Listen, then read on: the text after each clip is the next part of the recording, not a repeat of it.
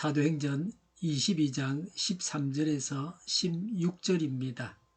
그가 나를 찾아와 곁에 서서 형제 사울이여 눈을 뜨시오 하고 나에게 말하였습니다.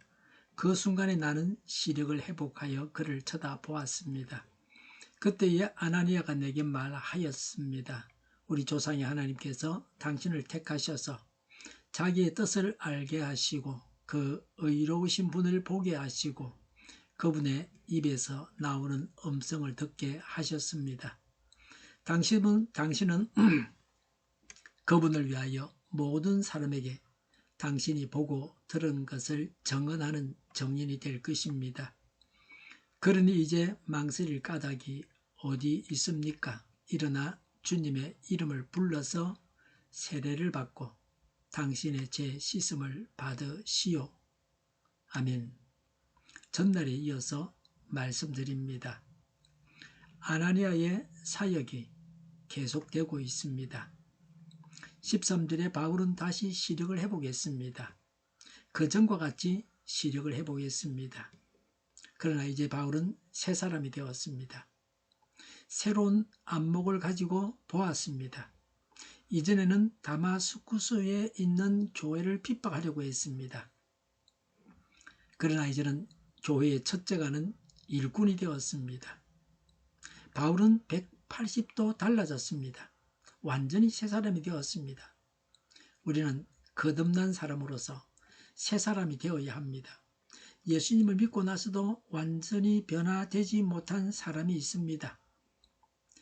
옛사람의 나쁜 습관에 매여 있는 자들을 봅니다. 안타까운 일입니다. 소문난 도둑이 예수님을 믿었습니다. 그리고 교회들마다 다니면서 간증을 했습니다. 그런데 이 사람이 다시 도둑질을 하다가 감옥에 갔습니다. 제대로 완전하게 변화되어야 합니다. 이것이 중요합니다. 그래서 다른 사람을 천국길로 인도하는 자가 되어야 됩니다. 도둑이 간증을 하고 다니고 회개했다고 그러고 다니다가 다시 도둑이 되었으니까 그 사람의 간증을 듣고 예수님을 믿은 분들은 어리둥절할 것입니다.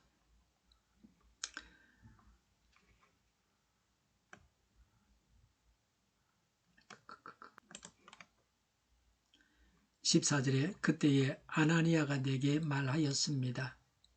우리 조상의 하나님께서 당신을 택하셔서 자기의 뜻을 알게 하시고 그 의로우신 분을 보게 하시고 그분의 입에서 나오는 음성을 듣게 하셨습니다. 라고 했습니다. 아나니아는 바울이 만난 분이 하나님이시라고 했습니다. 하나님의 음성을 들었고 하나님의 뜻을 알게 되었다고 했습니다. 바울이 개인적으로 체험하고 확신하고 있는 바를 더욱 확신하게 했습니다. 개인적으로 신비한 체험을 하고 그 체험이 교회적으로 인정을 받아야 합니다. 이것이 중요합니다. 혼자서만 신비 체험을 하는 것은 위험하기도 합니다. 정신질환으로 헛것을 보고서 신비 체험이라고 오해할 수도 있습니다. 신비 체험이 교회에서 인정을 받아야 됩니다. 15절에 당신은 그분을 위하여 모든 사람에게 당신이 보고 들은 것을 증언하는 증인이 될 것입니다. 라고 했습니다. 사울은 하나님을 위해 증언하는 증인이 된다고 했습니다. 바울이 증언해야 할 대상이 모든 사람이라고 했습니다. 바울은 이방인과 유대인 모두에게 증언해야 할 자입니다. 예수 믿으면 누구나가 예수님을 증거해야 합니다. 모든 그리스도인이 전도자입니다. 그러나 다른 의미도 있습니다. 바울은 전도의 은사를 받은 자였습니다. 전도의 은사를 받았다는 것은 전도하면 열매가 많이 맺힌다는 것입니다. 야구 선수 중에 타율이 높은 사람이 있습니다. 축구 선수 중에는 많은 골을 넣은 사람이 있습니다. 이와 같이 전도에서 전도의 열매가 풍성한 사람이 전도 은사가 있는 분입니다. 나는 전도의 은사가 없으니 전도하지 않겠다고 해서는 안 됩니다. 열매가 적어도 전도의 열매가 적어도 전도는 해야 합니다. 교회에 나온 새신자를 잘 돌보는 분들도 있습니다. 이런 일도 전도만큼이나 중요합니다. 바울은 한 교회에서 목회자가 아니라 복음을 전하러 다니는 자입니다. 바울은 오늘 본문에서 자기 동족들에게 복음을 전가하고 있습니다. 예수님을 죽였고 바울을 죽이려고 하는 유대인들에게 복음을 전하고 있습니다. 바울은 예수님을 위해서, 예수님을 전가하기 위해서 그의 생명을 내어놓았습니다. 우리는 예수님을 위해서 우리가 가지고 있는 무엇을 내어놓을 수 있습니까? 예수님을 전하고 가르치는 데에 왜 주저하고 있습니까? 복음이 내 생명보다 덜 중요합니까? 하나님께서 유대인들을 얼마나 사랑하셨는가 하는 것을 알 수 있습니다. 바울의 이런 정언을 직접 바울로부터 들은 사람들은 예수님을 하나님으로 구세주로 믿어야 합니다. 하나님을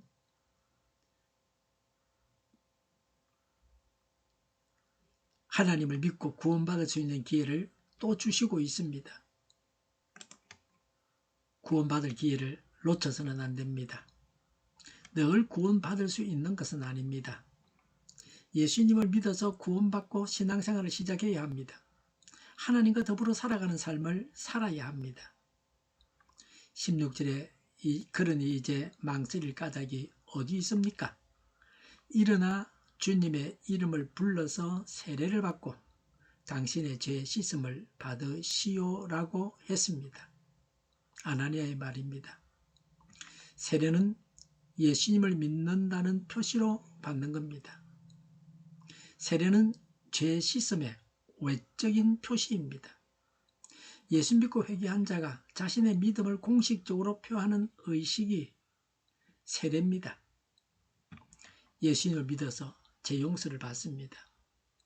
아나니아는 바울에게 예수님을 전했던 자입니다. 복음을 전했던 자입니다. 오늘날도 이런 전도자가 필요합니다. 바울은 예수님을 믿을 준비가 되어 있었습니다. 이런 바울에게 아나니아가 전도했습니다. 하나님의 인도를 따라서 복음을, 예수님을 전해야 합니다. 아나니아는 바울을 만나는 것을 두려웠을 것입니다. 바울은 교회를 핍박하던 자였습니다. 그런 일로 유명한 자였습니다. 안 그래도 다마스쿠스에 예수 믿는 사람을 핍박하기 위해서 오던 자였습니다.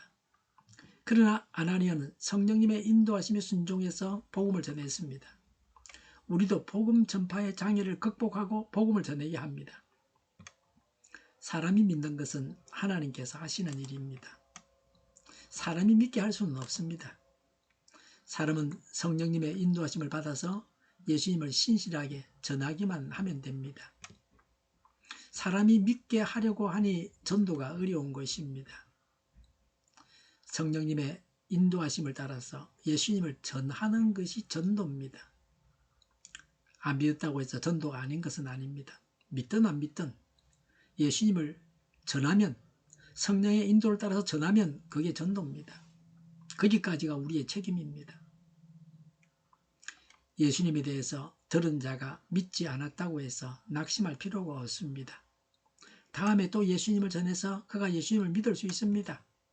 한 번에 결단하는 사람도 있지만 여러 번에 걸쳐서 전도를 받고 예수님을 믿기로 작정하는 사람도 있습니다. 사람마다 다 다릅니다.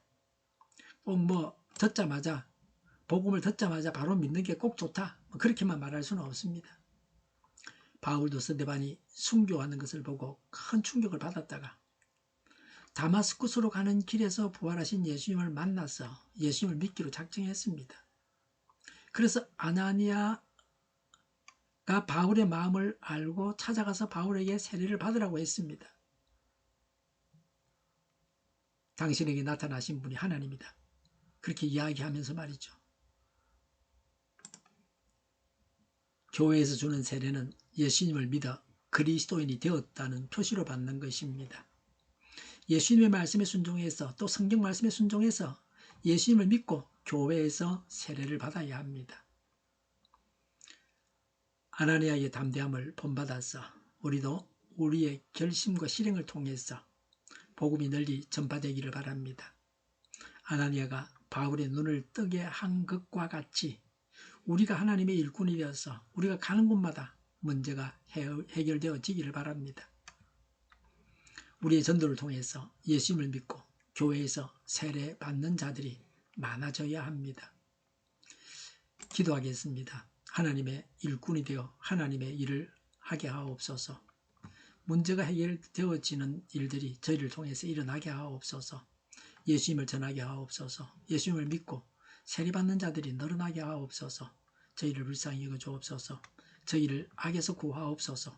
하나님의 뜻이 이 땅에서도 이루어지게 하옵소서. 저희의 간구에 응답하여 주옵소서. 기도하기를 쉬지 않게 하옵소서. 저희의 필요를 채워 주시옵소서. 오늘도 차고 넘치는 복된 삶을 살게 하옵소서. 감사와 찬양을 하나님께 돌려드리며 예수님의 이름으로 기도드립니다. 아멘.